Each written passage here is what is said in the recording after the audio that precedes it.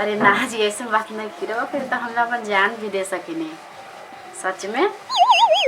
अब देखिए मतलब इतना मत कह देना कि हम जान दे दें। अच्छा ये सब छोड़े, खाना ना खा लेने। हाँ हम अभी नहीं खा ले तो नहीं खाए। अरे टेंशन रहा काहे लेबे नहीं अजी बेटी के काल बतियाओ भुनो भुनो का भाभी बाग तू ना गज में मतलब ऐसे तैसे करे लगलू के करे बात हमारा भी टेढ़ू आईनी ना तो मार उल्टा लपड़ के खून फेंक देम जानी ना। हमरा के हमेशा चुतिया ये कैसे तू करे लगलू हो ना बतियाम तबे न कैसे बतियाते ना रही त ऐसे देखो ने फोन आइले त कने कब काहे दारे जे बाबू बतियाओ तो फोन पर माने हम बहिर बानी। अरे कंपनी के फोन आ गेला त हम कने के बोला था कट करे त रख देनी। हां हमरा के बुच्ची जी कमे सिखाई कैसे तो कहल गइल बा कि देवालों के कान होला। देखो जानते ना तो जानता लोग के सोते अच्छा रंग लगा दी, अच्छा रंग मत लगाओ ठीक बा ना। हम ना कोई से बतियावे नहीं, आप माई बाबू के नाम पकड़ गिरे ना दे ठीक बा। उ तो देखैबे करी समय आई तो उ सब देखे के मिल हां त ठीक बा देख ली हां समय आई त अब जाए जैसे सुनत के मालू जइबो करबो यहां से उठ के। हम काहे के जाई तू जा जाते बानी हम तो जइबे करब जवन करत है ना नीक नहीं करब। हमरा के खाली पर्दा डालले रहता नियत पे। ये भगवान अभी हु कटल ही नहीं खान। हेलो हाँ तो सुन लो ना देख लो ना भाभी कैसे बोला तलिया हम कैसे कैसे बहाना कहनी। हाँ हाँ ठीक है सुनो हम बाद में फोन कर तू फोन मत करे ठीक बा रखते। ये भगवान का करी आज तक को बच गई नहीं, फिर कबो बतियाम तो भाभी देखियन तो हम का जवाब देम कि भाभी केकरा से बतियाओ तरह का। अरे कुछ भी हो जाए प्यार कइले बनी मैं डरे वाला कौन बात बाटे। हम जरूर कहब कि ना हम बतियावे नहीं ना। फिर भाभी हमरा के घर में बहान के रख दिहन। बुच्ची जी हाँ भाभी सुनिए ना। हाँ आप तो मन घबरा तरुए सोच के बताओ से आन भइल बाड़ी बेटी या अगर ऊंच नीच कोनो काम कर दे तो का भाई बाप के इज्जत रही।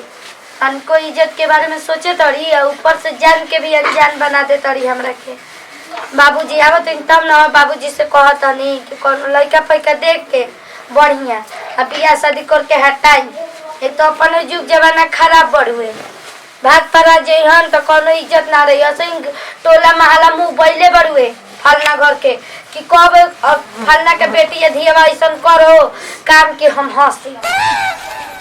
ऐसे अच्छा बा कि अपन बियाह शादी ठीक ठाक करके जल्दी ओरिया देती जत निक रह।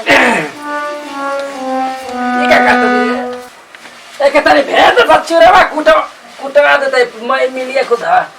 चूरा तो बाद में कुटाई पहले जाके लइका ढूंढी।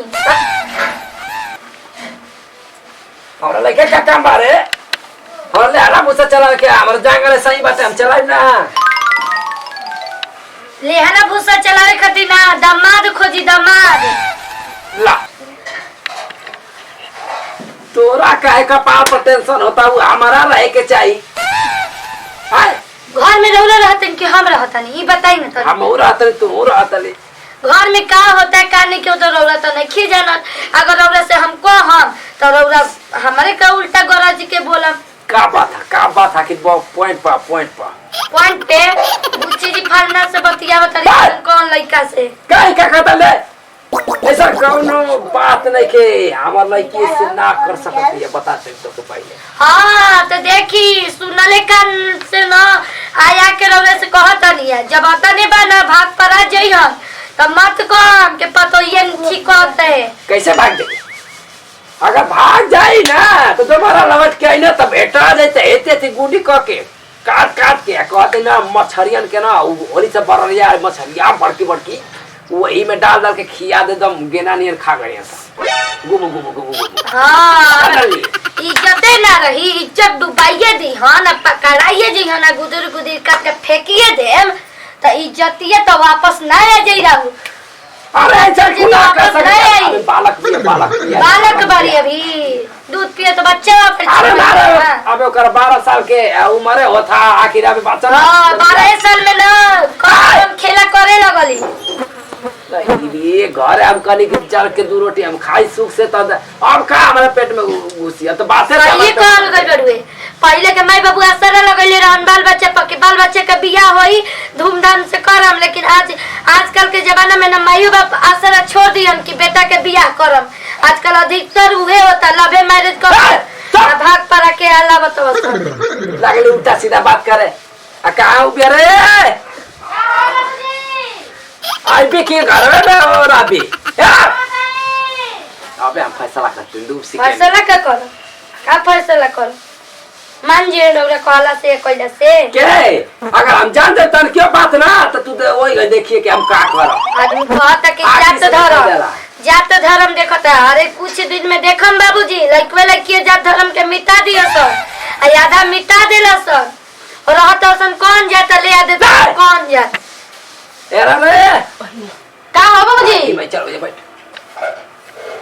जे बैठे जे बैठ के और बैठ ई बता तोर आसान कैसन चलता बढ़िया चलता कि खराब चलता? अरे बाबूजी हमार रहन सहन मतलब ठीक ही चलता है। अच्छा चलता ना हाँ।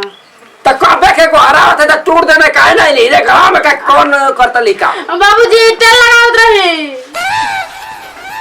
एगो ना तोरा जो ना एगो लंगड़ लइका देखे का हम अभी शादी उदी ना करम हम कह देनी काहे बतियाम खाली देखा देख ले ना फालतू बोला देखा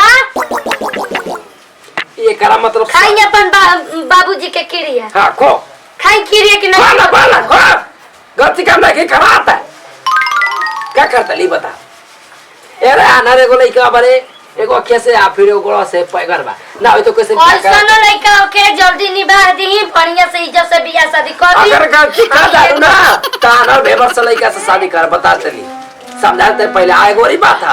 अगर ऐसा कोनो और बात अगर सुना गईल तो तके काट के और जो देख लो ना हरिया बड़की बिया ना वही में फेंक दे बात दा चल जीबू रोए के सिखल भाई एगो रोए के जीते के सिखल नहीं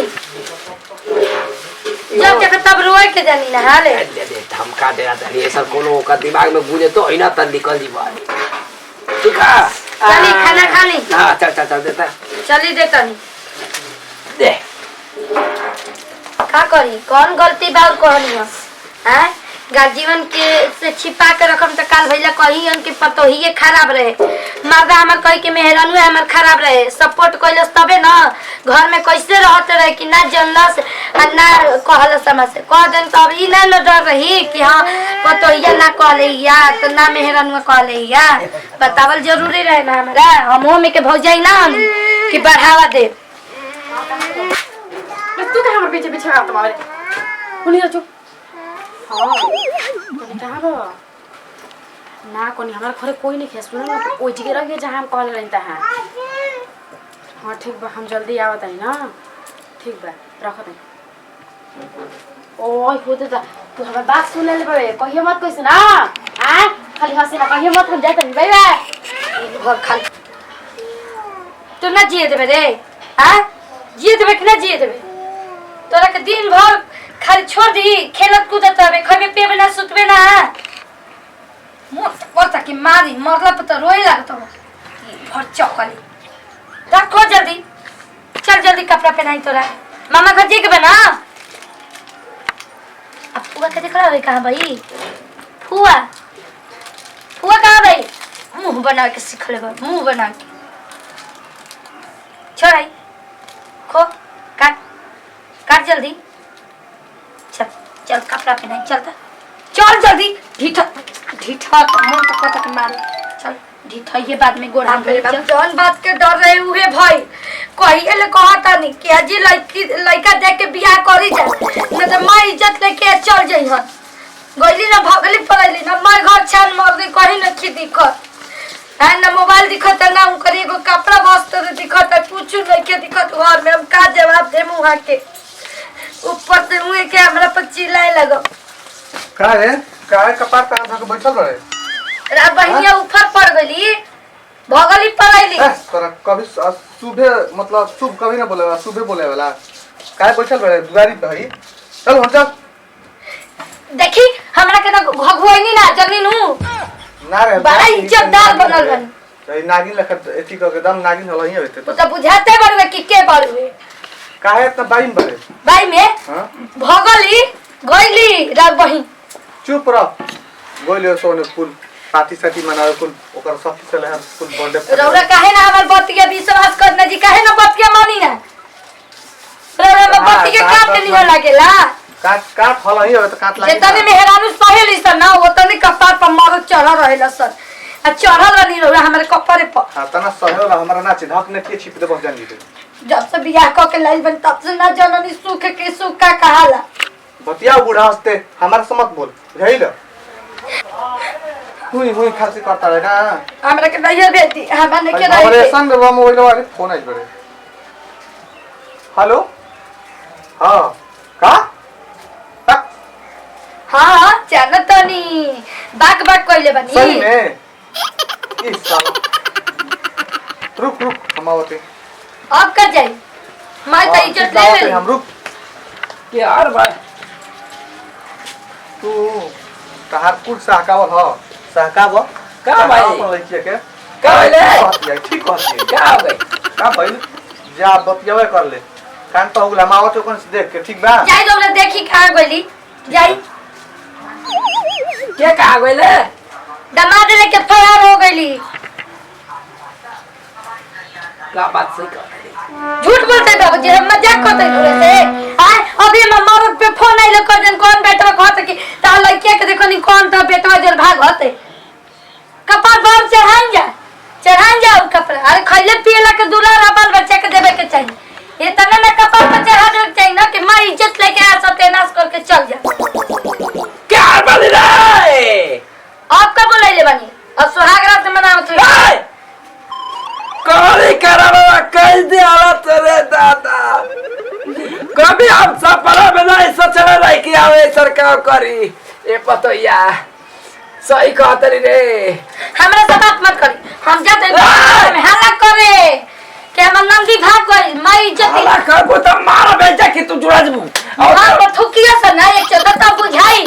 ये दिन कहत नहीं तो हम बाऊ रही खराब रही ना भागल भी ना जब बेटा दे तो सार के ओकरा घर द्वार में आग लगा के पूरा दिन दहाड़े हम कहता नहीं पूरा लगाए ओकरा गांव के सामने और केवरा के बेटा ओकरो के नाम था लगे ओरा थोड़ा सबे लेके सारा की जान पकड़ गरजे से ना होला जितना गरजे तनी ना उतना बरस के दिखाई तब ना जन्म की असली मर्द बनी। तो क्या हम बताओ तनी देख जैसे हम जात है ना और वैसे लिया आ ये जगह आँख खोल के रखा ना लेके आई तो सुन ली तोला महला से रोवे के गधा पर चढ़वा के। हां ठीक है ओके गधा पर चढ़ा के करके पतला के टिकवा दिए पूरा शरीर तब हम का बैठ के हम चल छोड़ के करवाई। हां देख ले ठीक है बाप हो बाप ये हमारा घर में ये सब काम करदा सब उतरा दिला ना करा पर विश्वास करा तो रहे बात सही नहीं करा ऐसा बात ना जब भेटा दे ना तो लिया के काट के यागने में जे मूर्ति बनाए भलो रोज रोज अगरबत्ती दिखाई वो बढ़िया। हां नमस्कार प्रणाम हम संतोष यादव। नमस्कार प्रणाम हम बनी अंजू सरगम जी नमस्कार प्रणाम हमें खुशबू सिंह। नमस्कार प्रणाम हम चिरकुट बाबा। और वीडियो बनाए के संदेश ये रहल कि अक्सर ऐसा गांव समाज में देखे के रौरा सबके मिलेला कि माई बाप की इज्जत डुबा के बेटी आज के जमाने में भाग जातरी। तो रौरा सब देख के भी हम देखा मत करी। अगर घर के बेटी बहन अगर गलत करतरी तो ओकरे पर पर्दा डाली ओकर स्वभाव और विचार चाप डाली हाथ ना फ्री ना छोड़ जाला ताकि वो गलत काम उठा सके। हाँ तो रौरा सब बढ़ावा मत दी जा। अगर गलती करतरी तो डांटी जा डरवाइन जा। हो सके ना मानत तो अपन लड़का देख के बढ़िया से बियाह शादी कर दी जा। और लड़की से निवेदन करम जितना बेटी बहन बारी की गलती रौरा सब मत करी जा। माई बाप की इज्जत रहे दी जा पगड़ी के लाज रखी जा। अगर वीडियो अच्छा लगे तो दिल से लाइक करी शेयर करी कमेंट बॉक्स में जरूर लिख के बताएं कि ये वीडियो हमने के कैसा लगा। यही सब के साथ दी विदाई। अगले वीडियो में फिर से मिलल जाए। Bye by.